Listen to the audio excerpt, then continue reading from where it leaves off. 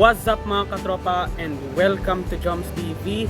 Tara, magsa-sightseeing tour tayo dito po sa may Taft Avenue sa Maynila. Isa sa mga busiest at makasaysayang roads dito po sa Pilipinas. Tara mga katropa. Sa ating sightseeing tour ay ipifeature natin itong Taft Avenue dito po sa Maynila. As you can see mga katropa, narito po tayo ngayon sa may Vito Cruz dito po sa Malate, Maynila, na kung saan ito po isa sa mga busiest district dito po mismo sa Maynila.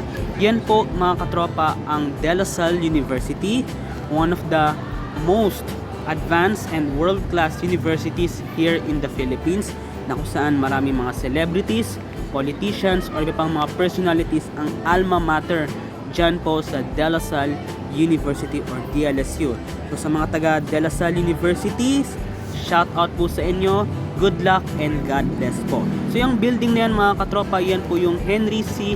Senior Hall nitong DLSU Manila. So talaga ng mga world class ang De La Salle University.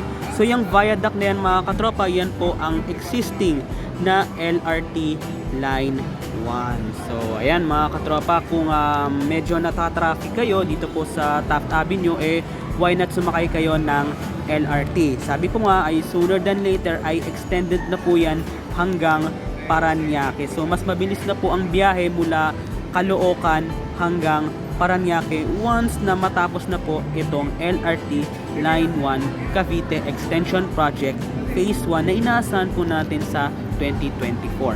As you can see, makikita niyo pong building na yan, yan po yung Brother Andrew S. Gonzales Hall ng De La Salle University. Also mga katropa, ito pong Taft Avenue ay isa sa mga busiest roadways dito po sa Maynila. Yan mga katropa, yan po ang Quirino Avenue corner nitong Taft Avenue. So kung pupunta kayo ng Manila Zoo, dyan po ang daan nyo sa may Quirino Avenue. And also mga katropa, makikita nyo rin, kadadaan lang natin kanina lang, is yung Quirino Station nitong LRT Line 1. And also mga katropa, pag dumadaan kayo dito sa Taft Avenue ay marami kayong mga makasaysayang landmarks na makikita nyo dito. Isa na po dito yung De La Salle University at syempre itong Philippine Women's University. Isa rin sa mga kilalang state university, I guess, ayan, or universities rather, dito po sa Pilipinas. And also makikita nyo rin po dito itong Philippine Christian University. So isa rin sa mga kilalang university along dito po sa University Belt within the city of Manila.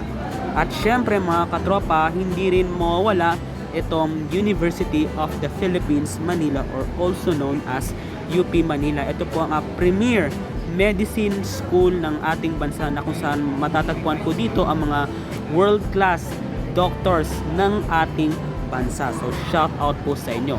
Ayan mga katropa, within the UP Manila campus is itong Philippine General Hospital or PGH, ang national hospital ng ating bansa, na kung saan ay high class at world class din po ang mga equipments dyan po sa Philippine General Hospital. And also yan po ang People's Hospital, na kung saan marami pong mga ordinaryong Pilipino ang nagpapagamot dyan po sa Philippine General Hospital.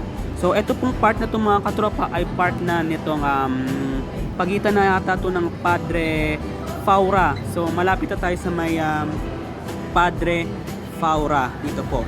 So yung building na yan mga katropa, makikita nyo rin within UP Manila campus ay itong Supreme Court of the Philippines. Ayan. So marami din dito government offices. Gaya nito, yan po yung headquarters ng National Bureau of Investigation or NBI. At syempre ang regional headquarters ng World Health Organization dito po sa Western Pacific region. So ang headquarters po nila ng WHO ay dito po sa may UN Avenue.